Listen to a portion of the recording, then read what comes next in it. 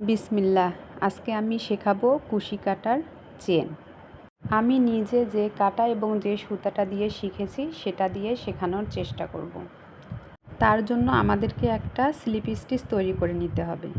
ছোট সুতাটা আমি কিভাবে দিয়েছি দেখেন।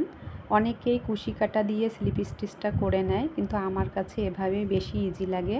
আমি এটাই আপনাদেরকে শিখিয়ে দিচ্ছি। যারা নতুন আছেন, কাজ জানেন না, শুধুমাত্র তাদের জন্য। যারা কাজ করতে পারে তারা তো জানেই।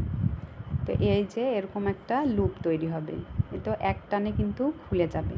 আমি আবারও করে দেখাচ্ছি, হাতের দিকে ভালো করে দেখলেই কিন্তু শিখে নিতে পারবেন। আর অবশ্যই সাথে সাথে ট্রাই করবেন, তা না হলে কিন্তু ভুলে যাবেন। স্লিপ স্টিচ করে নিলাম।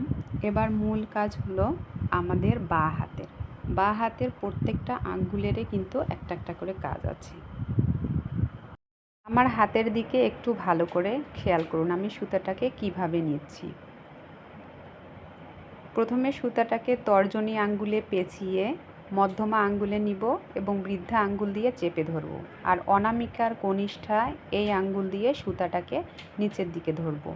অনেকে হাতে 2বার 3বার পেঁচিয়ে নেয়, আমার এভাবেই সুবিধা হয়, আমি এভাবেই করি।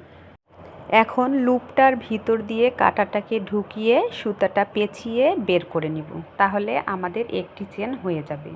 ঠিক এভাবে আমরা বাকি চেনগুলো করে নেব। আর তর্জনী আঙ্গুল দিয়ে আমরা মুভমেন্ট করে নিব। যখন লুজ করা লাগবে যখন লুজ করব, টাইট করা লাগলে টাইট করব। অবশ্যই কাজটা কিন্তু বেশি লুজও করা যাবে না, টাইটও করা যাবে না। বেশি টাইট হয়ে গেলে করতে অসুবিধা হবে। আমি যে সুতাটা দিয়ে কাজ করছি এই কাঁটাটা কিন্তু এই সুতার জন্য নয়, কিন্তু আমার কাছে তখন এই কাঁটাটাই ছিল আর এটা দিয়ে আমি কাজ শিখেছি, সেজন্য আপনাদেরকে এটা দিয়ে আমি দেখাচ্ছি। চেনটা কিভাবে করছি সেটা কিন্তু খুব ভালো করে খেয়াল করতে হবে। কাঁটাটাকে ভিতরে ঢুকিয়ে এভাবে পেঁচিয়ে আবার বের করে নিয়ে আসতে হবে। একটু মনোযোগ সহকারে দেখলে আপনারাও করতে পারবেন। শুধু দেখলেই হবে না, সাথে সাথে ট্রাই করতে হবে, তা না হলে কিন্তু করতে পারবেন না। এই তো হয়ে গেছে। এখন যদি এভাবে টানি তাহলে কিন্তু পুরো চেনটা খুলে আসবে। তো আপনার সুতা শেষ হয়ে গেছে বা আপনি আর কাজ করতে চাচ্ছেন না, তখন এভাবে স্লিপ নট করে বেরিয়ে আসতে হবে, তাহলে আর সুতাটা খুলে যাবে না।